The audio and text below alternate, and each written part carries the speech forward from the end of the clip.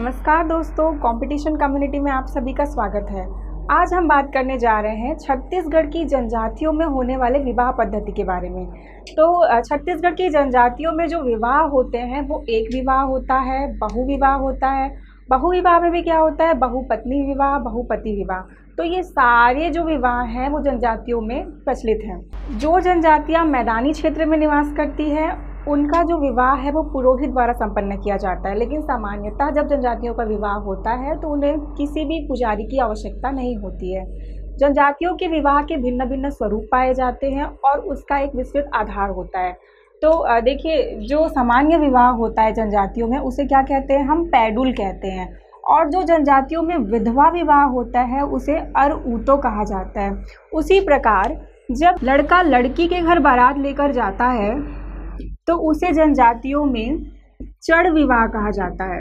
और जब लड़की लड़के के घर बारात लेकर जाती है तो उसे पठौनी विवाह कहा जाता है। ये जो पठौनी विवाह है ये स्पेशली गोंड जनजातियों में प्रचलित है। इस प्रकार जनजातियों के अपने स्वरूप और विवाह साथी को चुनने के आधार पर ऐसे बहुत सारे विवाह हैं जिसे हम डिटेल से पढ़ने जा रहे हैं। तो सबसे पहले हम बात करते हैं क्रय विवाह की। क्रय विवाह आपने देखा होगा कि छत्तीसगढ़ के मैदानी क्षेत्र में या फिर नॉर्मली जो लोकल एरिया होते हैं वहाँ लड़की दहेज देती है, लेकिन जनजातियों में ऐसा नहीं है।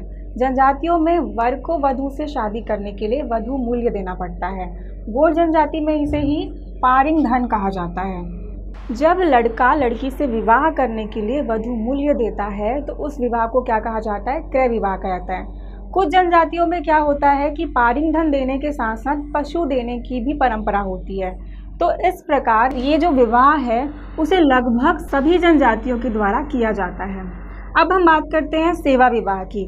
तो देखिए, ज़रूरी है कि हर लड़का पारिंग धन देने में समर्थ हो, हर लड़का वधू मूल्य देने के लिए समर्थ हो, ये ज़रूरी नहीं है।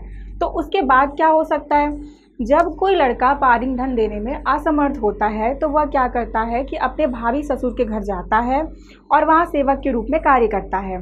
अब वो कितने समय के लिए कार्य कर सकता है, तो वो लगभग 2 वर्ष के लिए कार्य करता है या उससे अधिक समय के लिए कार्य करता है। अब उसके कार्य करने का उद्देश्य क्या होता है, तो वो अपने ससुर के आय में वृद्धि और उसका दिल जीतने का प्रयास करता है। जब वो निश्चित अवधि पूरी हो जाती है सेवा की, तब लड़का और लड़की का विवाह कर दिया जाता है।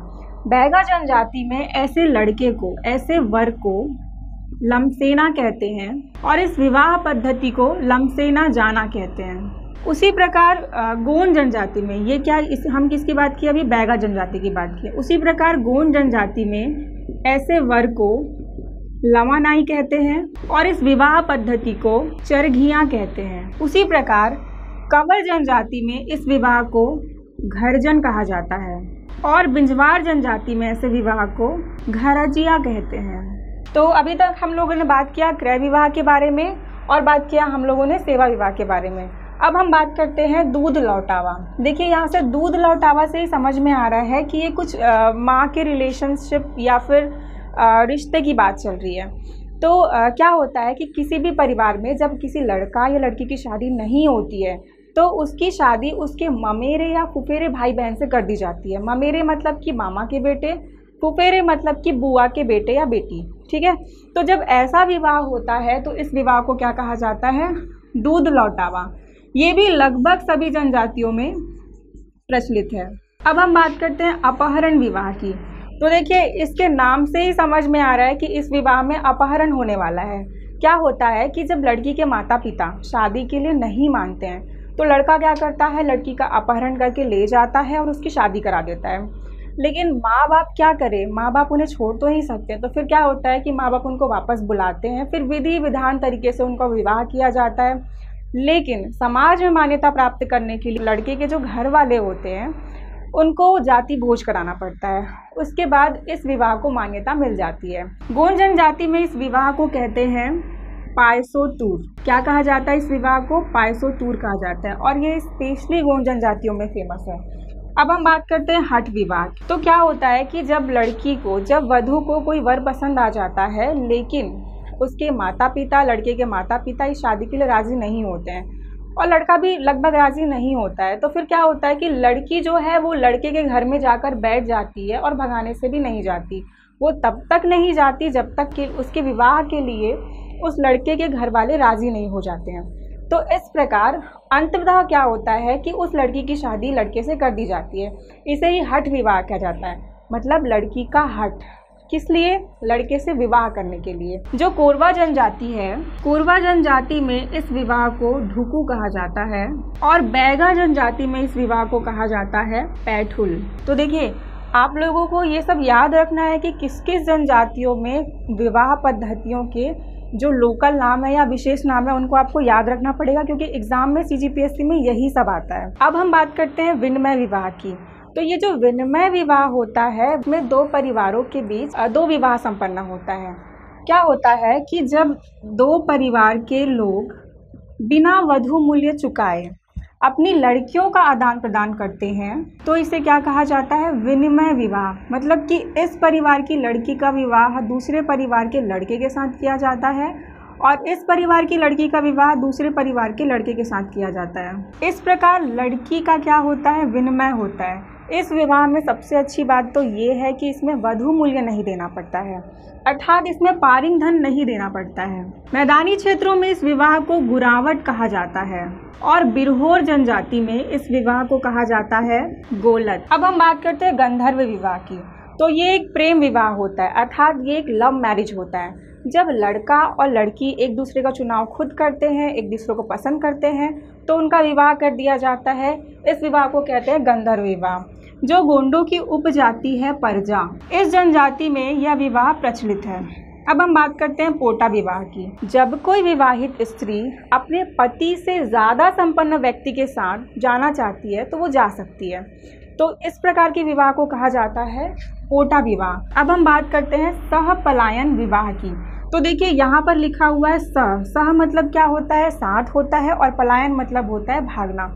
इसका मतलब ये है कि जब लड़की और लड़का के माता पिता विवाह के लिए राज़ी नहीं होते तो लड़का और लड़की साथ में पलायन कर जाते हैं और शादी कर लेते हैं। बाद में क्या होता है कि माता पिता के द्वारा उनको वापस बुलाया जाता है और उनका विवाह कर दिया जाता है। इस विवाह को लोकल एरिया में कहा जाता है उड़हरिया।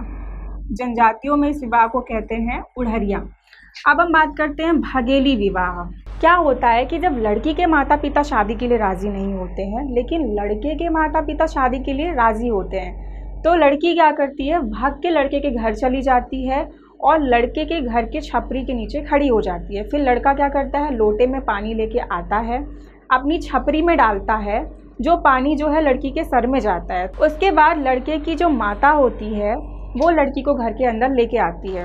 जो उस गांव का मुखिया होता है वो लड़की की जिम्मेदारी अपने ऊपर ले लेता है और फिर लड़की के घर वालों को सूचना देता है कि लड़की भगेली हो चुकी है। फिर क्या होता है कि रातों रात इनका मंडप गाड़ दिया जाता है और इनका भांवर करा दिया जाता है। इस प्रकार इनका विवाह संपन्न हो जाता है।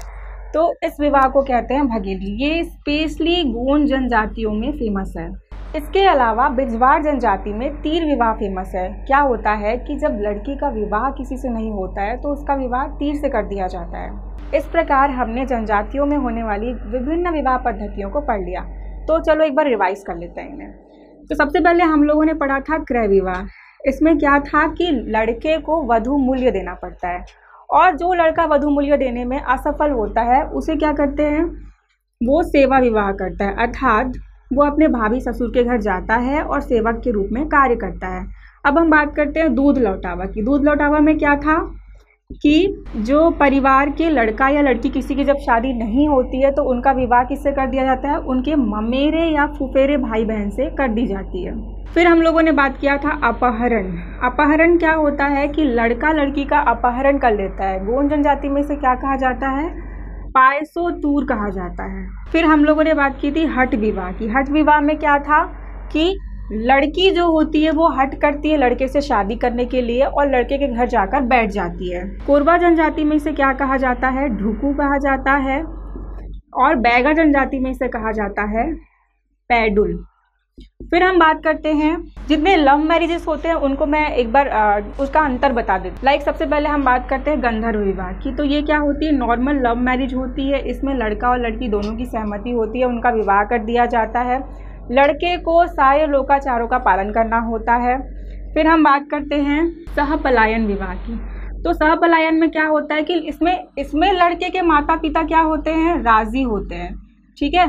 लेकिन इसमें लड़के के माता पिता जो होते हैं वो राज़ी नहीं होते, इसलिए उन लोग क्या करते हैं, साथ में पलायन कर जाते हैं। भागेली में क्या होता है कि इसमें लड़की के माता पिता जो होते हैं वो राज़ी नहीं होते, तो वो लड़के के घर चली जाती है और उनका विवाह कर दिया जाता है। उसी प्रकार अपहरण में क्या होता है, इसमें भी लड़की के माता पिता राज़ी नहीं होते, लेकिन लड़का लड़की को भगा कर लेकर जाता है। फिर हम बात करते हैं पोटा विवाह की। तो पोटा विवाह में मैंने क्या बताया था आप लोगों को कि जब जो विवाहित स्त्री होती है अपने पति से संपन्न व्यक्ति के साथ जाना चाहती है तो जा सकती। तो दोस्तों आज के लिए बस इतना ही। मैं कल फिर से हाजिर होंगी छत्तीसगढ़ के एक नए टॉपिक के साथ। धन्यवाद। CGPSC की संपूर्ण तैयारी के लिए कंपटीशन कम्युनिटी के YouTube चैनल को सब्सक्राइब कीजिए और डेली अपडेट्स के लिए बेल आइकन को प्रेस करना ना भूलें।